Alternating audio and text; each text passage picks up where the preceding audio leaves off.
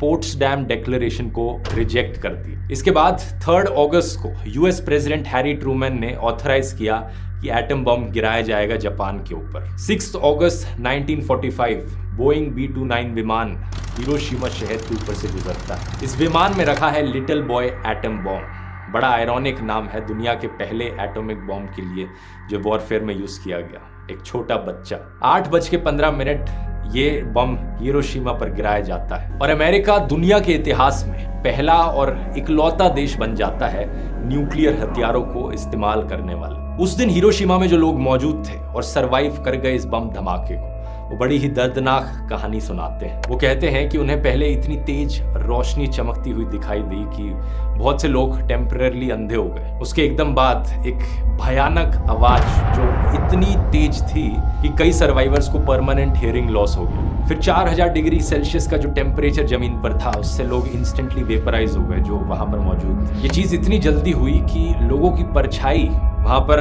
जमीन पर रह गई। एक तरीके से वो काली सी परछाई पत्थरों के अंदर जमी रह गई वहीं पर परमानेंटली, जो कि आज के दिन तक हम देख सकते हैं। जो लोग इंस्टेंटली नहीं मारे गए इसमें, वो समझ नहीं पाए कि एक्चुअली में हुआ क्या है यहाँ पर। इससे पहले कि वो समझने की कोशिश करते, शॉक वेव्स आई ब्लास्ट। टेम्परेचर चेंजेस की वजह से इतनी तेज हवाएं चलने लगी कि ऑलमोस्ट एक हरिकेन बन गया। फिर घरों के जो टूटे हुए टुकड़े थे, बाकी डेब्री, ग्लास के पीसेस, सब कुछ हवा में उड़ने लगे। कुछ मिनटों बाद जब हवाएं शांत हुई, लोगों ने आसमान की तरफ देखा और उन्हें सिर्फ काला टॉक्सिक डस्ट दिखाई दिया।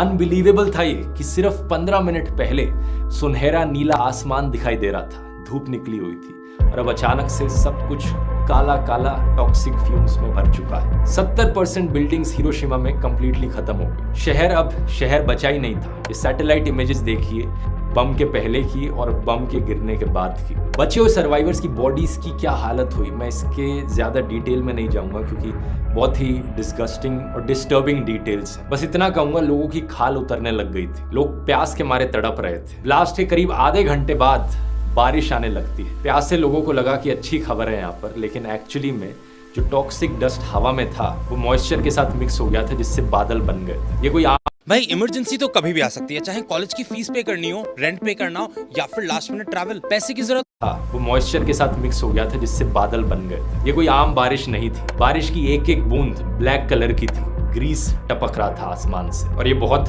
जहरीली थी। आमतौर पर जब भी कोई डिजास्टर होता है किसी शहर में, एम्बुलेंसेस पहुंच जाती हैं, डॉक्टर्स पहुंच जाते हैं लोगों की मदद करने, लेकिन यहाँ पर 90% हेल्थ केयर वर्कर्स एक्चुअली में बम धमाके में मारे गए। इतने ही हॉस्पिटल्स तबाह हो गए, तो लोगों की मदद करता कौन? जो लोग इंस्टेंटली नहीं मारे गए उनमें से कई लोगों की मौत एक्चुअली में कुछ दिनों बाद, कुछ